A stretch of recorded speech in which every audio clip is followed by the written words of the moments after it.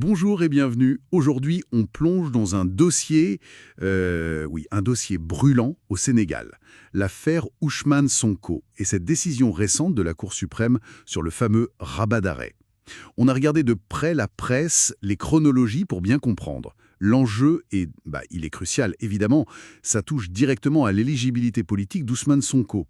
Alors, essayons de démêler ça. Pour commencer, le rabat d'arrêt. Qu'est-ce que c'est au juste? Ça a l'air assez technique comme nom. Oui, c'est technique, mais l'idée de base, elle est assez simple en fait. Le rabat d'arrêt, c'est une voie de recours vraiment exceptionnelle devant la Cour suprême. Attention. Ce n'est pas fait pour réexaminer le fond d'une affaire, savoir si la personne est coupable ou innocente. Non, non. Son seul but, c'est de corriger un vice de forme. Quelque chose de très précis, une erreur matérielle dans une décision précédente. Par exemple, une signature qui manque, une erreur de procédure évidente. C'est vraiment différent d'une saisine du Conseil constitutionnel, hein? Ah d'accord. Le Conseil constitutionnel, lui, c'est sur la conformité des lois à la Constitution. Exactement. Là, on parle de la mécanique interne d'une décision de justice. C'est très spécifique. Compris. Donc focus sur la forme. Et dans le cas Sonko, comment on en est arrivé là, à cette audience du 1er juillet 2025? Quel était le parcours? Les avocats de Sonko ont lancé cette procédure fin 2023, si je me souviens bien. Ils argumentaient justement sur un vice de forme. Ils disaient qu'il manquait la signature d'un greffier sur un arrêt antérieur de la Cour suprême. C'est lui qui confirmait sa condamnation pour diffamation. C'est ça, celui-là même. Bon, il y a eu quelques étapes entre-temps, une demande de jugement en urgence qui a été rejetée, et puis finalement, la date a été fixée pour examiner ce recours spécifique le 1er juillet 2025. Et donc, le 1er juillet, la Cour suprême a rendu sa décision. Le verdict. Le verdict, c'est que la Cour suprême a rejeté le rabat d'arrêt. Elle l'a déclaré irrecevable. Irrecevable. D'accord. Mais qu'est-ce que ça veut dire concrètement? Sur quoi la Cour s'est basée pour dire ça? Alors, principalement deux raisons. D'abord, elle a considéré que le recours avait été fait hors délai. Hors délai. Oui, les délais légaux pour ce type de recours très exceptionnel sont stricts.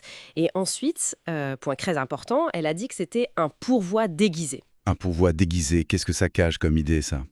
En gros, la Cour a estimé que, sous prétexte de corriger un vice de forme, la fameuse signature manquante, la défense essayait en réalité de rouvrir tout le débat sur le fond. Ah, de remettre en cause la condamnation elle-même. Voilà, d'essayer de faire réexaminer la condamnation pour diffamation. Or, le rabat d'arrêt, ce n'est absolument pas fait pour ça.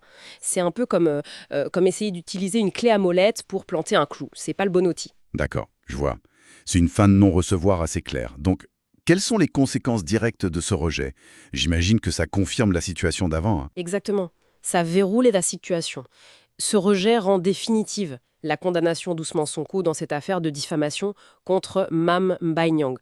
Donc, pour être concret, confirmation des 6 mois de prison avec sursis, Oui, confirmation de l'obligation de payer les 200 millions de francs CFA de dommages et intérêts. d'accord. Et surtout, confirmation de sa radiation des listes électorales. Cette radiation découle directement de la condamnation pénale. Et c'est là le nerf de la guerre, comme on dit, son éligibilité. Si la radiation est confirmée, ça signifie quoi noir sur blanc? Ça signifie qu'en l'état actuel des choses, après cette décision, Ousmane Sonko reste inéligible. Il ne peut être candidat à aucune élection, présidentielle, législative, locale, tant que cette condamnation et ses effets subsistent. C'est énorme comme conséquence politique. Est-ce qu'il lui reste des portes de sortie? Des moyens de retrouver ses droits politiques? Alors sur le plan purement judiciaire, pour cette affaire-là, avec le rejet du rabat d'arrêt, les options semblent épuisées. Les seules voies qui restent, elles relèvent d'autres logiques. Il y a d'abord une loi d'amnistie. Voté par le Parlement, donc une voie politique. Voilà, une voie politique. Ou alors, il y a la réhabilitation judiciaire. Mais là, attention, il y a des conditions. Il faut d'attendre 5 ans après avoir payé l'intégralité des 200 millions de dommages et intérêts. Ah oui, donc c'est conditionnel et pas pour tout de suite. C'est ça, conditionnel et plus lointain. Donc si je résume bien, ce rabat d'arrêt, c'était un peu vu comme la dernière cartouche juridique, non? Pour effacer cette condamnation rapidement et pouvoir se présenter. Et là, son rejet ferme cette porte spécifique. C'est exactement ça. La décision du 1er juillet 2025 clôt vraiment un chapitre judiciaire important pour Ousmane Sonko, en tout cas concernant son éligibilité à court terme. Les voies purement juridiques pour annuler cette condamnation précise, là, elles sont fermées. Reste donc, comme on disait, le politique ou cette réhabilitation, sous condition. Ce qui nous amène à une dernière réflexion, peut-être. La justice a tranché sur ce point technique, et ça confirme une inéligibilité de fait. Quelle place reste-t-il alors pour l'action politique face à une décision de justice qui est devenue définitive? C'est une question complexe, hein? Absolument. Et ça va sûrement continuer à alimenter le débat au Sénégal sur cette interaction parfois tendue entre le droit et la politique. Une question à suivre.